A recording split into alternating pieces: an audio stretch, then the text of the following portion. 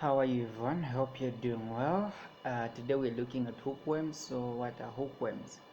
Hookworms are intestinal worm infestation caused by hookworms, which are Nectar americanus and the Acelostoma duodenare, and characterized by ground itch, abdominal pain, and the signs of anemia.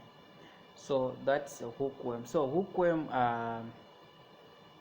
normally cause problems in children such as intellectual, cognitive, and growth retardation, even intrauterine fetal retardation, prematurity, and raw birth weight, especially if it affects a pregnant woman, because the hookworms normally they attach to the small intestine and start sucking blood, so which they get the nutrients that support the growth of the baby, and also the blood leading to anemia. So what are the causes of hookworms? The causes of hookworms are two species that cause hookworms. One is Nectar americanus, which is more common in America, Sub-Sahara, and Africa. And then you have also Acelostoma duodenare. Acelostoma duodenare it predominates in the Middle East, North America, India, and South Europe. Those are some of the areas where the Acelostoma duodenare is mostly common found. So what type of morphology, what type of shape are these worms? So Acelostoma duodenare worms are grayish white or pinkish, with the head slightly bent in relation to the body. So it possesses a mouth with two pairs of teeth. So you find that these worms when they grow, they have pairs of teeth that attaches to the small intestine and begins to suck the blood and the nutrients from the patient. And then they weigh to 1 centimeter to 0.5 millimeters. So that's the range or the morphology of the cycle of hookworms. The life cycle of hookworms, remember there are those two species of hookworms, and then we start from an infected person who has defecated, and in feces they contain eggs that have worms inside, which we call larvae. So once these eggs are defecated in an environment that is conducive, which is warm mostly, and then conducive for the fertilization of these eggs, they hatch into a larva that we call labditiform stage or labditiform larvae. So these labditiform larvae, they go into two stages. They are the feeding stage of hookworms, and then these ones are non-effective, meaning that they cannot infect an individual because they're still young and growing. So they go into two phases. The labditiform stage 1, which is they keep on feeding on microbes on the soil until they grow for about 5 to 7 days, and then after 5 to 7 days they transform into second stage larva, which is labditiform stage again, and then after that they grow into third stage larvae, which are filariform larvae. So filariform larvae, these are the ones that are effective larvae, and they can penetrate through the skin or an intact skin of an individual. So I hope you are following me. The first thing is that there is defecation of eggs. Then these eggs can either be fertilized or unfertilized. Fertilized eggs, they hatch into labditiform larvae, and then these labditiform larvae, they go into two stages. The stage 1, which is non-effective, and they keep on feeding on microbes on the soil, and then they grow to stage 2, which is again labditiform, which continue growing for about 5 to 7 days, and then they transform into filariform larvae or filariform hookworms. These ones are the ones that penetrate through the skin of an individual. So once they penetrate through the skin of an individual, they go into veins. The veins, they travel to the liver, from the liver to the heart to the lungs, and then in the lungs they penetrate alveolar or the lung capillaries, going to the alveolars, and then going to the bronchial, and then the trachea, and someone coughs them, then they go into the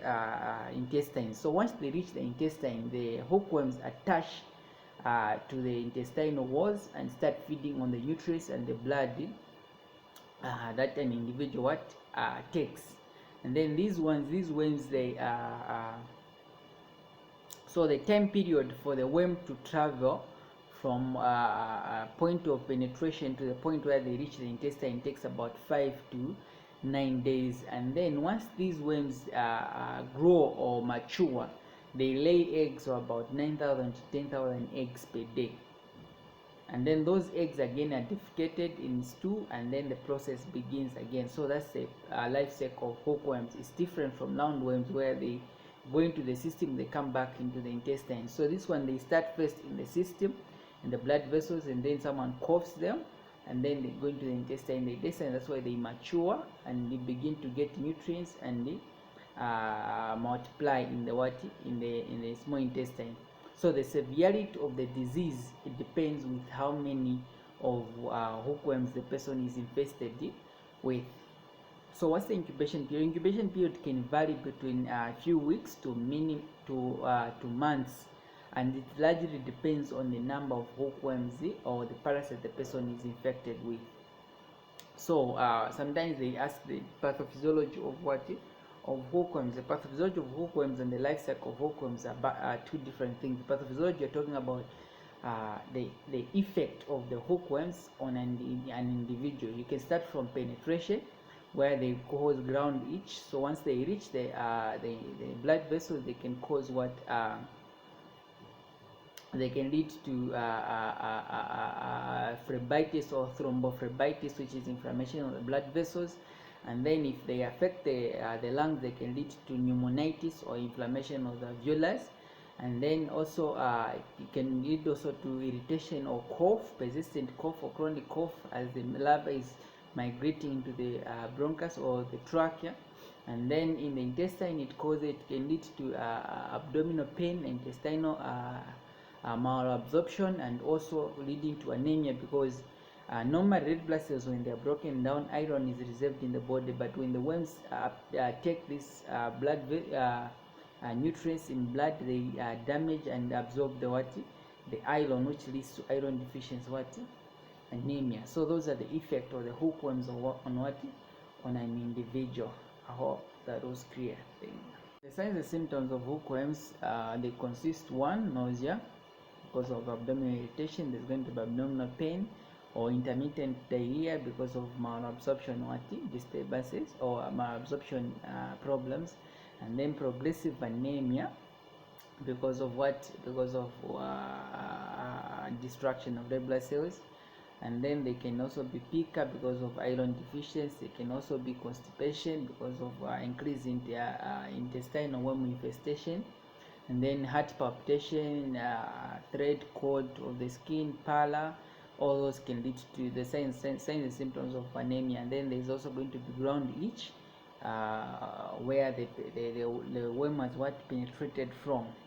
And then the diagnosis, the confirmatory diagnosis that you can do is stool examination, that you identify or you find worms or larvae, depending with the time and the duration that you have taken the sample of the patient. And then also you can do full blood count. You find that the increase is eosinophils. You can do ultrasound imaging studies. You can, and then your MRI, CT scan, colonoscopy, all those can be able to visualize the presence of worms in the intestines. And then of course there is history and physical examination that you can do on this patient. And then treatment, you give the same drugs that we talked about last time. Remember, in an exam they always ask you to mention 4 drugs that are used in the treatment of worm infestation. So we talked about albendazole, which is 300 milligrams start, mebendazole 100 milligrams OD 3 days for 3 days, and then you can give piperazine. You can also select one of the drugs that I gave on the presentation previously. So these are the drugs that you give to treat hookworms. Yeah. And then apart from that, look at the nursing diagnosis. So the nursing diagnosis for this patient, you can come up with altered growth retardation, altered nutrition, less than body requirement, They can also be high risk of fluid deficit, and then there can also be risk of infection. There can be knowledge deficit. There can be anxiety, ineffective breathing pattern because of what? Difficulties in what? Because of the worm as it's passing in the trachea or the bronchus, it can cause or lead to difficulties in what? In breathing. And then we'll discuss on the preventive or prevention of hookworms, which is very important. You can talk about sanitation, you can talk about personal hygiene, you can talk about water purification, you can talk about food hygiene, and then basically those are some of the things that you can talk about when you're looking at the prevention of hookworms. So prevention of the worm infestation, you just have to identify the differences in each and every worm infestation, the way it presents: the roundworm, the hookworms, and then I will look at the pinworms. These three type of worms are commonly what come in an exam. So either they'll bring roundworms, or they can bring hookworms or pinworms. Yeah.